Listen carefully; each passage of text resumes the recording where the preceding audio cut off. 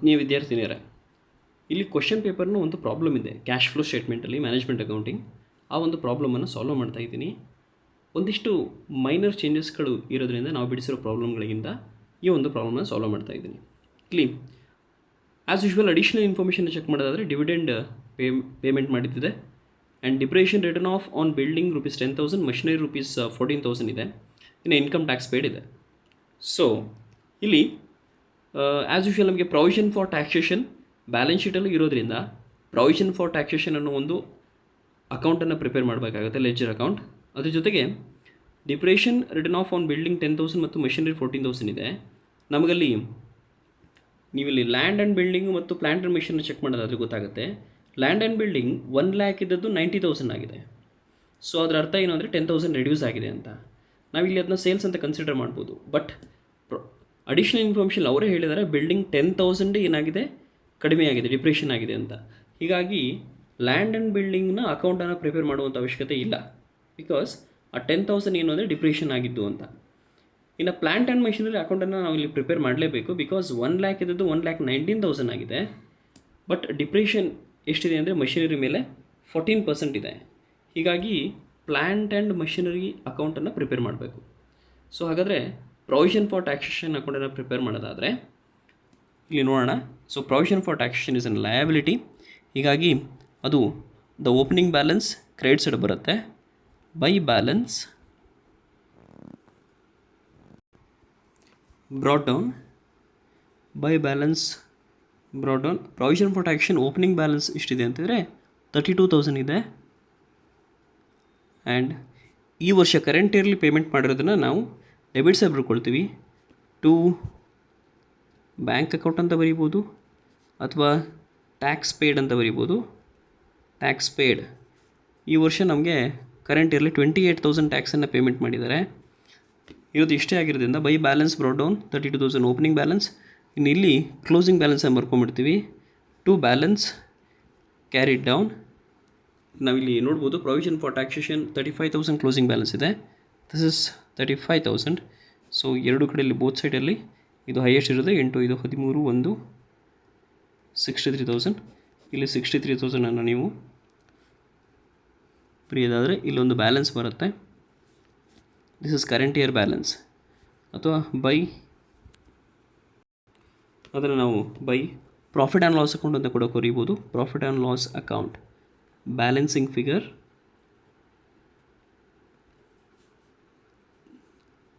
ಎಷ್ಟು ಕೊಡುತ್ತೆ?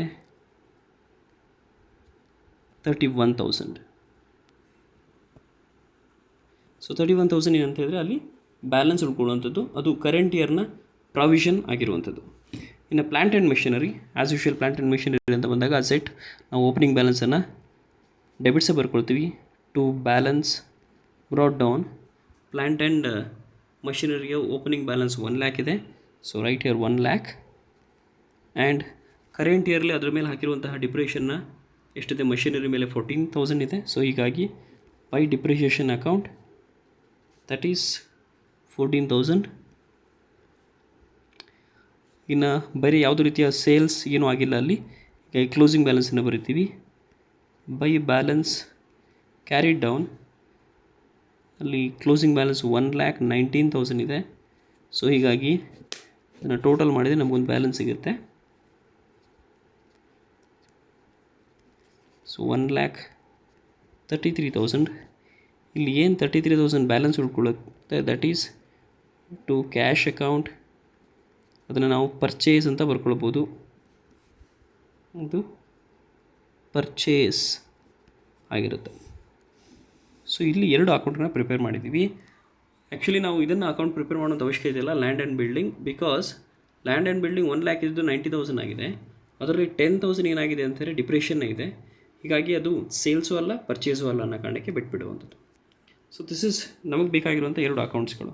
ಇನ್ನು ನೇರವಾಗಿ ನಾವು ಕ್ಯಾಶ್ ಫ್ಲೋ ಸ್ಟೇಟ್ಮೆಂಟನ್ನು ಪ್ರಿಪೇರ್ ಮಾಡೋದಾದರೆ ಕ್ಯಾಶ್ ಫ್ಲೋ ಫ್ರಮ್ ಆಪ್ರೇಟಿಂಗ್ ಆ್ಯಕ್ಟಿವಿಟೀಸ್ನ ಬರ್ಕೊಳ್ಳೋದಾದರೆ ಫಸ್ಟ್ಗೆ ನಾವಿಲ್ಲಿ actually net profit for the current year ಅಂತ ಬರೀತೀವಿ. ಬಟ್ ಇಲ್ಲಿ ನೀವು ಒಂದು ಸಲ ಅಬ್ಸರ್ವ್ ಮಾಡೋದಾದರೆ ಪ್ರಾಫಿಟ್ ಆ್ಯಂಡ್ ಲಾಸ್ ಅಕೌಂಟ್ 30,500 ಇದ್ದಿದ್ದು 30,000 ಆಗಿದೆ. ಹಾಗಾದರೆ ಅಲ್ಲಿ ಡಿಕ್ರೀಸ್ ಆಗಿದೆ. ಹಾಗಾದರೆ we are in the loss ಅಂತ ಅರ್ಥ. 500 ಡಿಕ್ರೀಸ್ ಆಗಿದೆ. ಹೀಗಾಗಿ ನಾವು ಇಲ್ಲಿ ಬರ್ಕೊಳ್ಬೇಕಾದ್ರೂ ಕೂಡ decrease in profit and loss account ಅಂತ ಬರ್ಕೊಳ್ಬೋದು.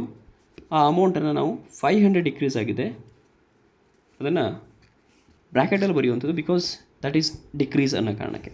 ಇನ್ನು ಅದನ್ನು ಬಿಟ್ಟರೆ ಆ್ಯಡ್ ಅಲ್ಲ,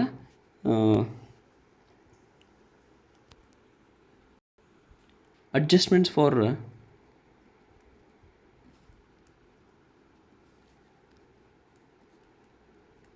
ನಾನ್ ಕ್ಯಾಶ್ ಐಟಮ್ಸ್ ನೋಡೋದಾದರೆ ಮೊದಲನೇದು ಆ್ಯಸ್ ಯೂಶ್ವಲ್ ನಾವು ಡಿಪ್ರಿಷಿಯೇಷನ್ನ ತಗೊಳ್ತೀವಿ. ಸೊ ಡಿಪ್ರಿಷಿಯೇಷನ್ ಆನ್ ಬಿಲ್ಡಿಂಗ್ ಇದೆ, ದಟ್ ಈಸ್ 10,000. ಇನ್ನು depreciation on plant and machinery ಇದೆ, ಪ್ಲ್ಯಾಂಟ್ ಆ್ಯಂಡ್ ಮಷಿನರಿ ಮೇಲೆ 14,000 ಇದೆ, ಅದನ್ನು ಬರ್ಕೊಂಡಿದ್ದೀವಿ. ಅದನ್ನು ಬಿಟ್ಟರೆ ಡಿವಿಡೆಂಡ್ ಪೇಡನ್ನು ಬರ್ಕೊಳ್ತೀವಿ. Dividend paid, I think dividend paid is in the problem 23,000. So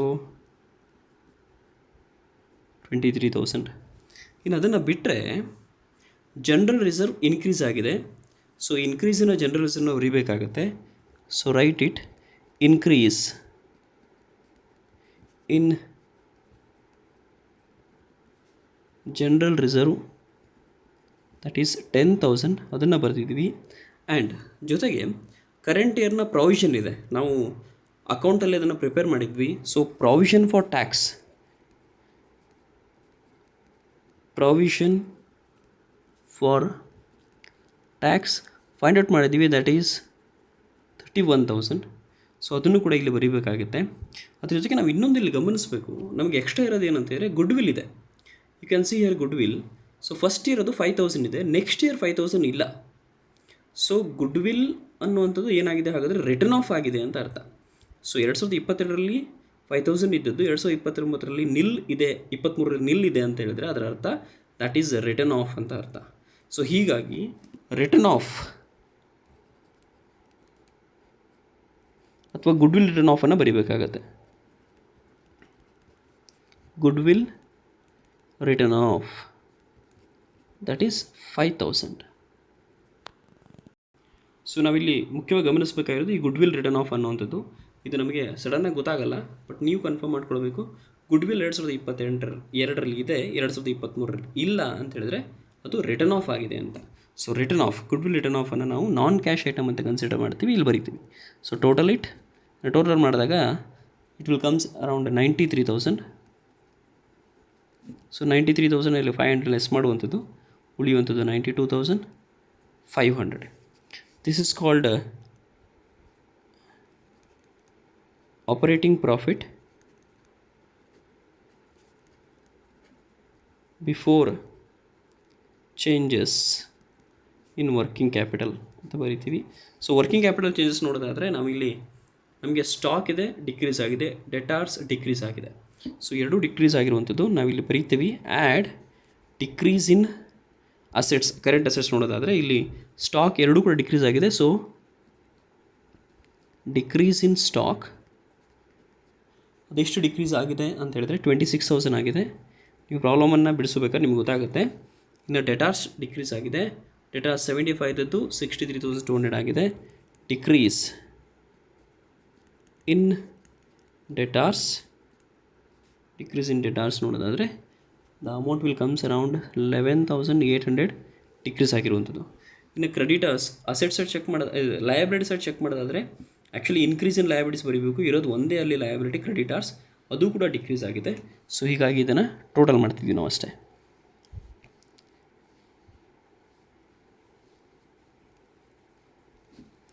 $37,000 ಬರುತ್ತೆ. ಇದು ಟೋಟಲ್ ಮಾಡಿದಾಗ 1,30,300 ಇದೆ. ಇನ್ನು ನಾವಿಲ್ಲಿ ಲೆಸ್ ಮಾಡಬೇಕಾಗಿರುವಂಥದ್ದು ಏನು ಅಂತ ಹೇಳಿದ್ರೆ, if there is any increase in current assets, but ಅಲ್ಲಿ ಇರೋದೇ 2 ಕರೆಂಟ್ ಅಸೆಟ್ಸು, ಹೀಗಾಗಿ ಅದು ಇನ್ಕ್ರೀಸ್ ಯಾವುದೂ ಇಲ್ಲ, ಬಿಡುವಂಥದ್ದು.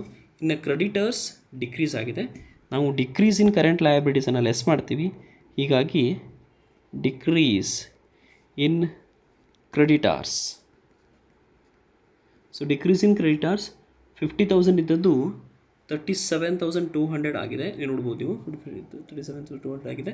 ಸೊ 12,800 ಏನಾಗಿದೆ, ಡಿಕ್ರೀಸ್ ಆಗಿದೆ ಅಂತ ಅರ್ಥ. ಸೊ ಅಮೌಂಟನ್ನು ಔಟರ್ ಕಾಲಮಲ್ಲಿ ಬರ್ಕೊಳ್ತೀವಿ.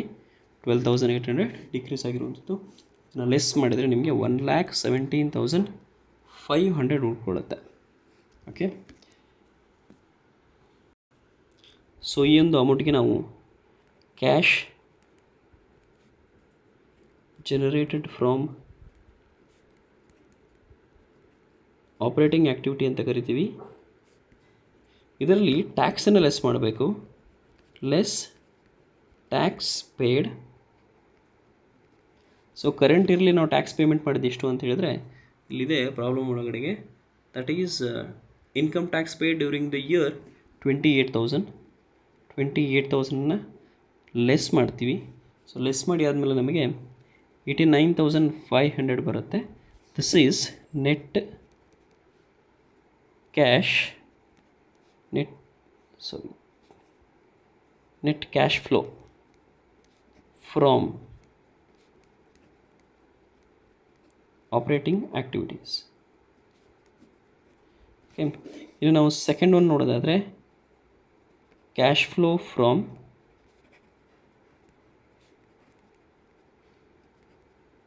Investing activities. ಸೊ ನಮ್ಮ ಒಂದು ಪ್ರಾಬ್ಲಮನ್ನು ನೋಡೋದಾದರೆ ಇನ್ವೆಸ್ಟಿಂಗ್ ಆ್ಯಕ್ಟಿವಿಟೀಸ್ ಅಂತೇಳಿ ನಾವು ಕರೆಂಟ್ ಫಿಕ್ಸಸ್ಗಳನ್ನ ನೋಡಬೇಕಿಲ್ಲಿ. ಲ್ಯಾಂಡ್ ಆ್ಯಂಡ್ ಬಿಲ್ಡಿಂಗು ರೆಡ್ಯೂಸ್ ಆಗಿದೆ, ಬಟ್ ಆ ರೆಡ್ಯೂಸ್ ಆಗಿರುವಂಥ ಅಮೌಂಟು 10,000 ಡಿಪ್ರಿಷಿಯೇಷನ್. ಹೀಗಾಗಿ ಅಲ್ಲಿ ಸೇಲ್ಸ್ ಅಂತ ನಾವು ಅದನ್ನ ಕನ್ಸಿಡರ್ ಮಾಡೋ ಹಾಗಿಲ್ಲ. ಇನ್ನು ಪ್ಲ್ಯಾಂಟ್ ಆ್ಯಂಡ್ ಮೆಷಿನರಿ ನಾವು ಅಕೌಂಟನ್ನು ಪ್ರಿಪೇರ್ ಮಾಡಿದಾಗ ಗೊತ್ತಾಗಿದ್ದೇನೆ ಅಂತ ಹೇಳಿ there is a purchase. So purchase of ನೇರವಾಗಿ ಬರೀತೀವಿ ನಾವಿಲ್ಲಿ, purchase of plant and machinery. ನಾವು ಅಕೌಂಟನ್ನು ನೋಡಿದರೆ ಗೊತ್ತಾಗುತ್ತೆ ನಿಮಗೆ. ದಟ್ ಈಸ್ 33,000 ಇದೆ. ಸೊ ಅದು ಪರ್ಚೇಸ್ ಆಗಿರೋದ್ರಿಂದ ಔಟ್ಫ್ಲೋ ಆಗಿರುತ್ತೆ. ಇರೋದು ಅದೊಂದೇ ಅಮೌಂಟ್ ಆಗಿರೋದ್ರಿಂದ that 33,000 is the net cash flow from investing activities ಆಗಿದೆ. Investing activities done. ಇನ್ನು ನಾವು ಮೂರನೇದಾಗಿ ಚೆಕ್ ಮಾಡಬೇಕಾಗಿರುವಂಥದ್ದು cash flow from financing activities. ನೋಡೋದಾದರೆ ಫೈನಾನ್ಸಿಂಗ್ ಆ್ಯಕ್ಟಿವಿಟೀಸ್, ನಾವಿಲ್ಲಿ ಫೈನಾನ್ಸಿಂಗ್ ಆ್ಯಕ್ಟಿವಿಟೀಸ್ ಚೆಕ್ ಮಾಡಬೇಕಾದ್ರೆ ನೇರವಾಗಿ ಶೇರ್ ಕ್ಯಾಪಿಟಲ್ನ ಚೆಕ್ ಮಾಡ್ತೀವಿ. ಶೇರ್ ಕ್ಯಾಪಿಟಲ್ 1 lakh ಇದ್ದದ್ದು 1,50,000 ಆಗಿದೆ ಅಂತ ಹೇಳಿದ್ರೆ ಹೊಸ ಶೇರ್ಗಳನ್ನು ಬಿಡುಗಡೆ ಮಾಡಿದ್ದಾರೆ ಅಂತ ಅರ್ಥ. ಸೊ ಹೀಗಾಗಿ issue of share capital amount 50,000